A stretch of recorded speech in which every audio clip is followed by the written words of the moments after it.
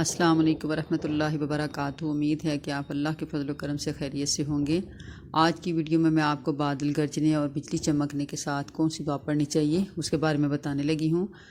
عبداللہ بن زبیر رضی اللہ تعالیٰ عنہ جب بادل گرجنے کی آواز سنتے تو باتیں چھوڑ دیتے اور یہ دعا پڑھتے: سبحان الذی یسبح الرعد بحمدہ والملائکۃ من خیفتہ، سبحان الذی یسبح الرعد بحمدہ والملائکۃ من خیفتہ، جس کا ترجمہ یہ ہے کہ پاک ہے وہ ذات کہ گرج اس کی حمد کے ساتھ تسبیح پڑھتی ہے اور فرشتے اس کے خوف سے اس کی تسبیح پڑھتے ہیں۔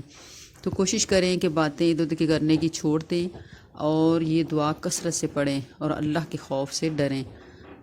اللہ تعالیٰ ہمیں سنتوں پہ عمل کرنے کی توفیق عطا فرمائے، آمین۔